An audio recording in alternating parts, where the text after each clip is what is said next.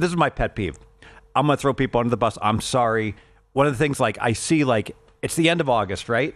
And here comes, like, a big group of betting specialists or someone in the gaming industry, and they're going out and they're having a binger in Vegas, like 1 week before the season starts. Right. And here everybody is, playing their roulette in their Keno, pulling their slot machines. And I'm like, why would I ever want to, like, be associated with or purchase those persons' picks? That's right. That are basically coming out and saying we are complete square balls and we're just here to, like, have a good old time and gamble like Dumbos.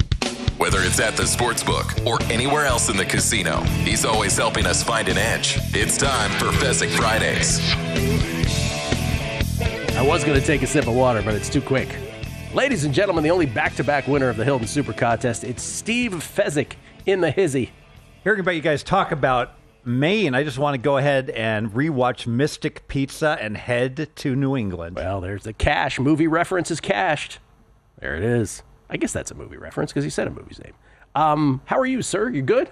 I'm excellent. I'm thinking to myself, Gilly and I are going to play tennis right after. Yes. And Gilly was compromised the last time we played. We split, and you were like the injury report, some digestive issues. I'm fine now. And now you're fine, and you're looking thinner. Yeah.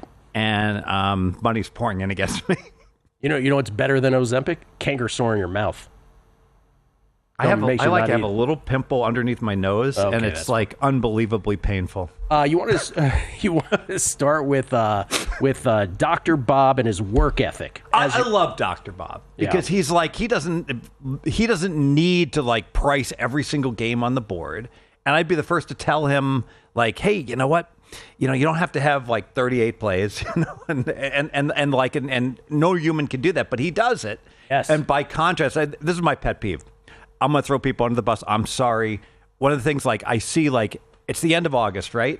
And here comes, like, a big group of betting specialists or someone in the gaming industry, and they're going out and they're having a binger in Vegas, like 1 week before the season starts. And here everybody is, playing their roulette in their Keno, pulling their slot machines. And I'm like, why would I ever want to, like, be associated with or purchase those persons' picks. That's right. That are basically coming out and saying we are complete square balls and we're just here to, like, have a good old time and gamble like Dumbos. No, I mean, honestly, I gave the example of when we used to go to Sloan and the sports betting part of the Sloan Sports Analytics Conference at MIT years ago. We would sort of go off to the side and do our own thing. And Bob would never be with us because Bob was always back at his hotel room doing stuff. And I just remember one year being like, maybe, like, not do the Sun Belt tonight and just, like, come out. Yes. And it was, like, against his DNA to even consider such a thing. Well, and just think about the Sloan is in March. What rational human being that actually bets for a living would possibly, give up, 4 days to travel to Boston in March? Versus it's a big money-making thing. End of February. But he was on a panel. Same thing. And he'd only go because he was on a panel. Right? Yeah. Otherwise, he wouldn't even go to begin with. You have another pet peeve, sir, which I was like going through your tweets, and things make you angry. Some things make you super angry. But you said, my pet peeve, guys who don't want to lay big vig in a hockey or baseball game, since we're on the subject of your pet peeves. And then try to engineer clever, cheaper VIG options like betting the team to win in regulation in hockey or to not bat in the bottom of the ninth in MLB. Yeah, it drives me bonkers. The reason being is that, I mean, these bookmakers, it's just a chart, right? So, like, if you can bet, like, a team to a favorite minus 170, or you can bet that home team to not bat in the bottom of the ninth and get a much cheaper price because they could win in the bottom of the ninth, or they could win in the bottom of the 10th, and basically, whatever it's worth, 50 cents, 55 cents, it's all being priced correctly. So don't think you're getting a bargain to play an alternative line like that on a big favorite. You're still playing the big favorite is where I'm getting it. I mean, you're not laying a big vig, but you're still paying the tax. You pay it one way or another. And I would argue you're paying probably more of a tax going to this alternative because at least when you're just playing the money line, if you like the Tigers today, just play them, minus the 240 or whatever the price is. You don't have to try to get too cool for school and find a cheaper way to play it. Okay, there are exceptions to everything, though, with Steve Fezzik. You will find this out about him. Yes, he hates parlays, but there are some instances where parlays are justified. And you, sir, one of those justifications is a correlated parlay, and you have one in one of the 2 Final Four games. Yeah, so I'm going to pull back the curtain a little bit because, I'm very much anti-parlay when the 2 plays have nothing to do with each other. Base winner and I go back and forth on this. Having said that, if you're a winning player and you put everything in parlays, your ROI actually spikes through the roof. Your variance does also, so you can make the case that way. You're going to make more money per dollar wagered, and you can circumvent some limits. But pulling back the curtain, so we have a situation here with Duke Houston. I think there's a double correlated parlay here. If I come to you from the future and I say, Gill, yes, there were 120 points scored in this game. Yeah. Who would you like to bet, Duke or Houston? I'll take the points, thank you. There are 155 points scored in this game. I'll lay the points, thank you. So that's one correlation that clearly the higher scoring the game is, the more likely Duke, boat races them. The second correlation is a little sneaky. Todd Wishnev's a king at this. We're all good at it, obviously, is that if Houston is covering in the end game, Houston will probably be down 1, 2, 3, or 4 points, or up 1, 2, 3, or 4 points. So there won't be fouling in the final 3 minutes immediately. The non-foul zone, we call it. Exactly. Yeah. By contrast, if Duke is ahead and covering by 6, 7, 8, 9, 10, that's going to be a very long final 3 minutes, and you're going to probably get an extended game, and so it would be more likely the game will go over. So Duke is correlated to the over, and Houston clearly correlated to the under. So you've got the great Pioneer had just come on saying he likes Houston and he's looking to the under. So the correlated parlay makes a lot of sense. Put me down for that. Kelley is an official play. I'll take Houston +5 parlay to the under 136.5. Nice tease for the old G Bank official best bets coming up. Nice that. And for those who missed, again, for those who are newer to betting, who might have missed what we were talking about there in the middle. I think the Houston plus the points with a low total makes sense to a lot of people. And if the total were 30 points higher, Duke minus the points makes sense. What we were referring to there in the middle was the end game situations in college basketball, in pro too, but college it's really pronounced, which is when a team is beating another, let's say by 4 points, right, as the clock is winding down, there is no incentive to foul. They believe in their minds, we just get a stop, we get a score, we get one more stop, we can win this ball game. But there is and we all know this from college basketball gone by more than we do recently, but certainly when it's an elimination thing, and certainly at its height here in the Final Four, if you are down 7-8, then it's the foul fest. Then it's we got a Jim Valvano this now. Exactly. Jim Valvano famously invented this for those who weren't around or back in 1982. Valvano, in the first round of the tournament, his team trailed Pepperdine with like a minute to play down 8. Started hacking. Pepperdine's 85% free throw shooter missed 2 of them, and NC State should have been eliminated in that game. They won in double overtime. Was that the double overtime game? I can't recall. I do remember there was like a little dude on Pepperdine that was talking smack. Low, you're nothing. ACC, you're going home. Not so much. Not so much. They win that, and of course they famously win the title against Houston. 5 slammer. Wasn't worth a damma, as we used to say back then. That was 1983, by the way. The altitude got the Hakeem. What about the elevation? Hakeem. Hakeem. Elijah used to spell it without the H at that point. It was Akeem, Elijah. Remember, he added the I always H mix later. him up with the wrestler. No, I know what you're saying. Okay, much more to talk about, including you want to give some accolades to some properties here on the Strip.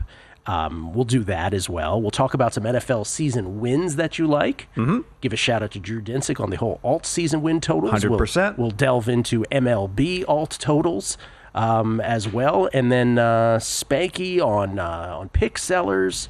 And I think the big thing I want to talk about here is because I saw this tweet from you earlier, and a lot of people always have questions like this. Speaking of college basketball, when we have a 2.5 point spread like we do, to buy a half point or to not buy? You're the best guy to talk about this. Steve Fezzik right here. At Fezzik Sports, by the way, is his just absolutely ridiculous Twitter, which, again, tread lightly. Proceed with caution. Must follow. Coming back. Joe Pita's baseball plays. Can Let's I interest go. you in that? Is that something you might be interested in? Yes, sir. Joe Pita's baseball plays, who, by the way, Joe on the show 9-6 plus 2.83 units. He was on fire. Then he had a 1-3 day where he would have been 4-0 if he had played him first five. Look at you, ready to pounce. By the way, Trading Bases is the book that Joe Peter wrote about betting baseball, and I highly recommend it. Oh, there you go. About him modeling baseball during his convalescence from getting hit by an ambulance in New York City. We have a Joe Theismann moment here. That's correct. All right, his 3 baseball plays today. Ready? He's on the Padres. Padres plus 148. Pick number 1 from Joe. Padres plus 148. Padres trying to go to 8-0. They're at the Cubs at Wrigley tonight. They are a plus 142 Don't forget about the 42 degrees for the kids from the beach city, though. Okay. By the way, that's a day game at Wrigley. I have no idea what Stevie's doing. Day game at Wrigley. It's cold. Padres plus 148. Yeah, it's cold there. He's on the Mariners plus 135. Seattle Mariners today plus 135. Taking on the San Francisco Giants at Oracle in the Bay. Talk about cold. Friday night in the Bay. So he's on the Mariners there at plus 136. And then Brewers, slight favorite. Brewers are minus 108 today. Are the Milwaukee Brewers. They're taking on the, what is escaping me now who the Brewers are playing. Where are the Brewers playing? They're playing the Reds, again? again? They're hosting the Reds. The Reds have lost 3 straight games, 1-0. Has that ever happened? How is that possible? I'm sure it has, but has it happened 4 in a row is the question. I mean, that's Yeah. got to be like a once-in-a-generation type of situation. Brewers are hosting the Reds today. Is that correct? At American Family Field there in Milwaukee. So it's a little higher than what Joe got it at, but still playable, I would think, at minus 115. So Padres, Mariners, Brewers from Mr. Pita, who, by the way, also texted in because we brought up the Pepperdine NC State game from 1983. He said NC State Pepperdine, coached by Jim Herrick, by the way, at the time, Pepperdine was the last Friday night double overtime game. It was the last Friday night game. It was a double overtime game, and there was no 3-point line. Remember back then for that incredible comeback, even though there was a 3-pointer in the ACC that year, which was like 15 feet away. True story. Yeah, the ACC. If I can interpret this, I'm doing it off the top of my head, so I might not be accurate. But there was a conference or two that implemented the 3-point line before it was made national. And there are guys like Wittenberg that just went nuts because they loved that shot. Derek Yes. Wittenberg from DeMatha. All those NC State guys were from DC. Okay, let's continue with the Fezzik follies. First of all, let's do the Vegas part of this. You wanted to, and I don't know what inspired this, but you wanted to talk about the best places to stay. In Vegas. So Vegas has gotten more expensive, and people are down in Vegas. You know, it's still a great place to go. And if you love sports, and you're an adult, you don't have kids, and you love partying, you know, Circa is the place to stay. Every time I run into Bill 80 on a Friday night, and he's like, you know, the Legacy Club's open, Stevie. And I got my work to do like Dr. Bob, but I'm not as diligent as Dr. Bob. So I've gone up to that Legacy Club, and especially in summertime, Friday nights, the plaza has fireworks at dusk. There's no better place to be than having an old-fashioned up at the Legacy Club, watching the fireworks from outside. But just Circa swim, berries, the best sports book in the world. It's just incredible. Give the South Point it's flowers, as the kids say. All right, so if you are driving and you have a car because you're off the strip, South Point is such a great option. They got everything from Michael's world-class restaurants to like a bevy of different restaurants, and we were just at the South Point Buffet. It was quite good. And just across the board, bowling and arcades and something for the kids, and there's always something going on, you know, in their arena. And they really, blackjack pays 3-2, reasonable limits, and the place is always packed. It's like old school Las Vegas. Give someone good bourbon, good gamble, good value, and they'll come. Free parking. South Point does it great. Look at you. And you're absolutely right about all that. And because it's a bougie Friday here on the show, we'd be remiss if we didn't mention the win. Oh, my gosh. So if budget is no concern, That's you're right. on corporate budget and you can stay at Wynn or Encore. What a great job they do in their poker room and in their sports book, that boutique sports book. And I got to tell you, that sports book, we're always negative about people. They treat me right. I have done a couple angle shoots before. No. Yeah. You? And they've just been like, Steve, can't have you doing that anymore. And I'm like, I'm sorry. And that we just had one come up, and Doug Castaneda and his whole crew over there, so good. And Johnny Vello did a great job, when he was managing the book, and it's continued. And I got to tell you, Delilah's, that supper club. Oh, yeah. Oh, but Wingley, every restaurant they have, Allegro's, just tremendous. It raises my spirits just to walk into the place. Great parking across the board. Love the way. Wynn Encore, the only two hotels where I still feel like I'm on vacation, even though I've lived here for 8 years. Okay, Kelley and I were doing NFL season win totals this week. Yesterday, primarily. You have 3 that you love. Yeah, let's go. So I purposely have a bias because if you add up every team plays 17 games, so the average should be 8.5, but it's typically like 8.6. So there's value. People want to bet overs, not unders. So there's more value in unders than overs. So I intentionally picked 3 unders that I like. Let's start with the... If you add up the entire pool of season wins, it exceeds the total amount of wins that is actually possible. Correct. And you could get ties. Yes. And people once asked, does a tie count half a win? And I'm like, no, it's a tie. It counts as 0 wins. So the market is shaded slightly to the over. So it turns out if you bet every single team, if you shopped and bet every team under, you'd actually be a favorite to make money. Yeah. So first under, Kansas City Chiefs, 11.5. I know they won every game last year. I get it. But their point differential was lousy. It was like they outscored their opponents only by 60. So the Pythagorean points guys are going to say, hey, last year they only won 12, and they're not going to be as good this year. Kelsey's a year older.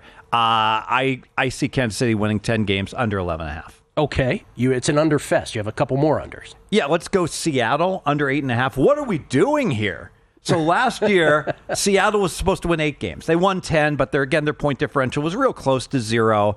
And now, at best, it's a lateral move at quarterback where they get rid of Geno Smith and they bring in Darnold. But even if those two are equivalent, I don't believe they are. I think Geno's just a little bit better. I mean, it's a brand new situation for Darnold. Good luck. I don't think he's going to be thrown to JJ this year. And Seattle just lost, a stud wide receiver. So Seattle under 8.5 wins. Patriots under 8.5 as well. Where is this number coming from? I get it. Upgrade at coach. Young quarterbacks looking good. They're going to be better. Yeah, they won 4 games last year. We'll give them 7. The Patriots suddenly going to win 10 games? I mean, under 8.5. Okay. And the reason, just to clarify, the reason that you and pro bettors still love betting season win totals pre-flop is... If I'm right, I'm very likely to win because I don't have to worry about any one play or game or situation. And obviously, in football, the sample size is only 17. But in baseball, it's 162. So if you're directionally correct about a team and you go ahead and identify it in retrospect, like the Reds to go under, who can't hit a lick, the little red machine that can't hit, get those guys torpedo bats. If you're directionally correct, you can't lose. You're going to win your bet. Yeah, as I say all the time with baseball, 162 data points, you can overcome negative variance, even if you're wrong for a month if your handicap is good. Exactly right. And so what about the alts in the NFL, which we always give our buddy Drew Dinsick a shout about because he was sort of the first guy to talk about the alts in NFL and MLB. Yeah, love that Drew came out and said, hey, I'm going to go ahead and sell a game, basically. So if a team, like with Kansas City, instead of playing them under 11.5, Drew would play them under 10.5 plus like 230. Yeah. All right? Why is he getting such a great number? Well, it's because the bookmakers are using like the binomial distribution, danger, warning, math coming. But it turns out that if you just plug in a team's binomial distribution, they should land on the number about 18% of the time. It's a shockingly high number. So that would say, 68% of the time if you get an extra game, you're going to win your bet. But the binomial distribution is wrong for several reasons, including your anchor pre-flop number may not be correct, and injuries, changes to the team over the course of the season. You cannot use a binomial distribution to properly price all this. Whenever you say binomial distribution, I just see the ratings soar in front of my eyes. It's amazing. So the conclusion is that it's there's a wider tail to the distributions than you would expect. Just bringing people into the tent is what you're doing, Stevie. $60 fine. To buy the half point in the Florida game or not. Next, Numbers Game, VSiN, the Sports Betting Network. Let's do our G-Bank official best bets of the day. G-Bank, the official bank of VSiN. Every host, every guest, every show, recapping at the end of every show with all the picks. courtesy of G-Bank. First of all, mine, Duke -4.5 versus Houston, and then Dr. Bob rolls on in here with everybody else is like, Houston +5.5. Well, we could both be winners at 5. Middle in the middle. I don't like being oppo Dr. Bob, so I'm on Duke. We got that early in the week. And the Warriors to win the West +775. Also Mark Dagnall, of course, to win Coach of the Year at 50-1, but that is not listed. Kelley is on the Bulls tonight, laying the points in the association. He, too, made a Duke bet earlier in the week, -4.5 versus Houston. NFL draft, he's got NFL draft fever. He's done first-round quarterbacks over 2.5, -300. First-round running backs under 2.5, -310. He is not shy about laying the juice. And Teteroa McMillan under 18.5 draft position at -190. The standout wideout from Arizona. Steve Fezzik, he's parlaying Houston and the under.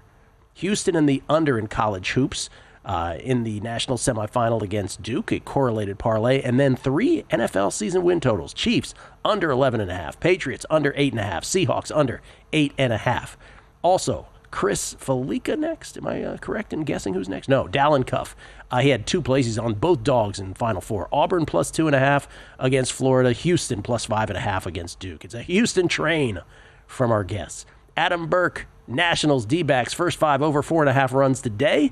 And then in the national semifinals, the Final Four tomorrow, Auburn on the money line versus Florida, +133. Duke laying 5 for Adam Burke. Here is Chris Felica with his plethora of picks. Final Four, Houston +5.5 versus Duke. Florida team total over 81.5 in their national semi. Soccer, Everton double chance, -105 versus Arsenal. That's tomorrow. And then in the Gazelle Stakes, Aqueduct, race number 9, the number 4 horse early on at 6-1. I'm sure you've already bet that, Steve. Already down. Then his futures. Braves to miss the playoffs at +180 after their 0-7 start. Rockies to have the worst regular season record, +150. And then 3 NFL draft bets, all positional plays. Jackson Dart under 24.5. By the way, that means he will be drafted before the 25th pick in the draft, I should say. Ashton Genty over 9.5, meaning he will be drafted after the 9th pick in the draft. And Colston Loveland under 19.5 draft position from the Bear. Dr. Bob, Houston +5 versus Duke in the Final Four. And Joe Pita, not pictured on the screen today, but Joe Pita with his baseball plays. He's on the Padres, +148. Padres try to go into 8-0. Mariners +135. And then he's on the Brew Crew, -115 in their game in Major League Baseball. Is that all? Is that all we got today? I think that's it. All of them. G-Bank, the official bank of VSiN, all courtesy of G-Bank, the official bank of VSiN. And don't forget, with G-Bank, there's always good things happening, including upping the ante with up to a $750 bonus for new G-Bank Visa Signature Card customers. First new customers who spend $1,000 on eligible purchases within 90 days from account opening receive a $250 bonus. In addition, if you spend $50,000 on gaming and sports app loads within the 30 days of account opening, you'll receive another $500 bonus. That's potentially a $750 bonus. Apply now at VSiN.com/GBank. That's VSiN.com/GBank. Subject to credit approval. Terms and conditions apply. We get tweets at Beating the Book. Jason Stark. Mystic Pizza is Connecticut, which also has the superior lobster roll to Maine because it's hot butter, not cold mayo. Same region. Get your Mystic Pizza right. Matt Trudell, or Matt Trudel. If you make it to Maine, look me up. Free lake tour on Sebago Lake for the day for you and your guests. Yes, Kelley, we will have bourbon sangria and bikinis. DJ Jams, can you ask Fez a question? If I were to make a 5, 10, 15, 20 leg parlay to win $500,000, how would I do it? Am I asking for a friend? Michael Wozatek, did I miss Joe Pita's MLB plays? Yes, but I hope you got them just moments ago. Ray Tuttle, it's the easiest under in the league, talking about the Giants in football. Giants have a massive downgrade at quarterback and a brutal schedule. Absolute miracle if they win 4 games, he says. Oh, as to your question about when was the last time the Reds, I assume he means the Reds, lost 3 straight 1-0 games? According to Russell Smith, it happened in 1960 against the Phillies. Or maybe it happened to the Phillies. I'm not clear by the tweet. And then Rich Copro, Steve forgot to mention this little tidbit, that all seats are free at the South Point, which is one of the reasons why he won't set foot anywhere else. And to answer the question about the 10-team parlay, South Point has an excellent parlay card. Ties win. So take the 10 best numbers on the board. Go on over and play a 10-team parlay during football season with the like if the line's plus 6.5, play plus 7, ties win in the NFL. Tell them I sent you. Last thing about the alternative season win totals, MLB. So MLB, circa Jeff Benson's crack crew put up alternative MLB season wins, Which where is they great. plus or minus 6 games. And it turns out, all things being equal, it's the opposite of football. In football, you want to sell a game. In baseball, you actually want to buy the game. So if you like Cleveland famously, are you on the under? No, you're on the over. Under. So instead of playing under 81.5, play Cleveland under 87.5 minus 250 is the superior bet. I played a little under 87.5 as well. That, my man, is a winner. Thank you very much. Okay, college basketball. We happen to have a 2.5 point spread this weekend, so this falls right into something you were tweeting about, which I don't think you necessarily made the correlation that there was a game that was lined to 2.5 this weekend. Buying onto the 3, correct or incorrect? It all depends. So I've been, my friend Billy, I love Crackman, and he's been a proponent of it. Alan Boston famously says, 2, 3, and 5 to do the buy. And I've been the guy's like, where's the data? Show me the data. I keep tweeting unabated. They're blowing me off. I don't know why. But I can't imagine why, Carl Steve. Sack to the rescue. Killersports.com provides the data. It turns out that if it lands on 3, 4.5% of the time or more, all right, you should buy the half point. Say that again. If a game, a favorite is favored by 3 or within a half of it, if they are going to win by 3 4.5% of the time or more, the buy for 10 cents is correct. So it turns out it's really close. It's a close call. Early in the year, these favorites win by a little less than 4.5%, but late in the year, they win by a little more than 4.5%, such that all things being equal, given you are already going to bet plus 2.5, then you should indeed plus 3, lay $1.20 is a slightly decimal points superior bet. However, the total on this game is 159.5. Yes, that's the next question. And so the lower the total, the more valuable this point buy is. So to answer the question, it's really too close to call, but I don't believe it's justified in this case because the total is so high. What about that little detail you mentioned here, that early in the year it's less than the percentage you gave, but later in the year it's a little higher than the percentage that it would need to hit exactly on 3 to justify it. Is there anything to that intuitively? Yes. Why that happens? Yes, because we're really not sure about the power ratings on teams. So there's some teams that are flawed with their power ratings, but by the end of the year, we have a high level of confidence in all of our power ratings, and so there'll be less variance in the results. That is very interesting, very actionable information on that. I like. Did you want to mention anything about Spanky here and his take on? Because I know you sell picks, and you wanted to say something. Yeah. So Spanky does a great job with Bet Bash and all that he does. He made a statement that was in general correct, and he said, and I'm toning it down a little bit. He says never buy sports betting picks from anybody. And I actually, in general, I agree to that as just a piece of advice. Never get involved in a land war in Asia, things like that, But there's always exceptions to the rule. Maybe there isn't in that case. Yeah. And so I'll talk about like Dr. Bob. I'll talk about Carl Sack. I mean, yes. I don't want to like be negative about Spanky, but Spanky is a Dumbo to say you shouldn't buy Dr. Bob, and Spanky is a Dumbo to say you shouldn't buy Carl Sack. Well, you didn't have to call him a name, but I understand what you're saying. And you know what? If you're betting $20 a game or $80 a game, you shouldn't buy. But if you're a big bettor, these are guys you should absolutely have their information to assist you to winning. I think even if Spanky were here, I think he would say, "Yeah, no, those two guys, you're right." I think he would probably say that. And I think, and the fact I know for a fact Spanky has bought guys, so he's like, so he certainly. But what he said in general is correct. But there's I could off the top of my head, I could give you 20 guys that absolutely you don't think having their information. Let's say you could get it for free. Let's say you could get it for $1. All right. Yeah. Obviously, that's going to help me win more to have that information in my back pocket. Carl Sack, I said this when he was on air earlier this week. He is the one guy in the one sport that I will play his stuff no matter what. Honestly, I totally will, because I have witnessed his plays over more than a decade, and it's just incredible how good he is at this stuff. And he gives Aaron Renning a lot of credit, by the way. He's not the only one who's great at it, but he's another guy. You don't think it's going to benefit you to have Aaron Renning's plays? Of course it is. Yeah, absolutely. And by the way, I think Spanky would absolutely agree with you. There are exceptions to every rule, but I never say always. Okay, all right. Oops. See, Never say Fezzik, never. A little bit of Twitter Fez just bled onto the show there. Uh-oh. That's a preview of his Twitter at Fezzik Sports. I haven't cursed yet, but I got 10 seconds, maybe.